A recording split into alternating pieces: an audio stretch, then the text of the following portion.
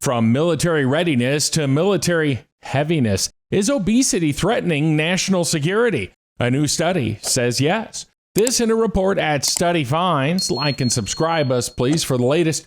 Researchers from the University of Kentucky College of Medicine say the rise in the number of overweight people limits numbers of available recruits for military service and affects mission readiness. That's a nice way of saying lighten up, fatty.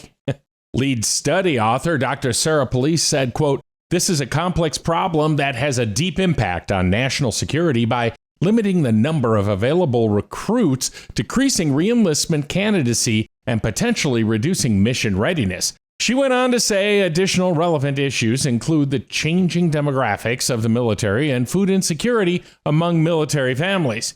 Obesity is recognized as a public health crisis with serious medical issues and economic effects. The CDC estimates that nearly 42% of all American adults over 20 now classify as obese. A link between health and national security was first identified in 1946 after World War II. The National School Lunch Program targeted malnutrition. During the war, food rationing meant daily calories were limited. Today, the reverse is happening. Fat and sugar-laden products and increased portion sizes are readily available, and it's leading to bulging waistlines. That much is certain. There's some crap in these schools. Since 1960, the number of otherwise eligible men and women for enlistment has dropped, with those exceeding body fat percentage standards doubling and tripling respectively. The crisis has prompted military leaders to call for changes in nutritional and dietary patterns.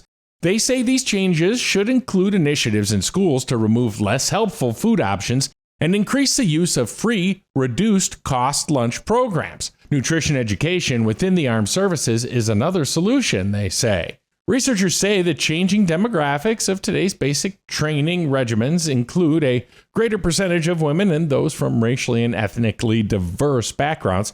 They also say these are the groups who experience a higher rate of obesity and food insecurity.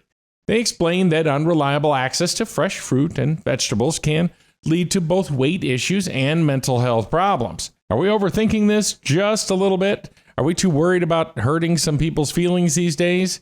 Parents, time for some tough love. You got to make sure the kids are limited on the device and screen time and go rediscover what it means to go outside and play. The TV is not a babysitter and neither is a bag of chips. I learned that personally.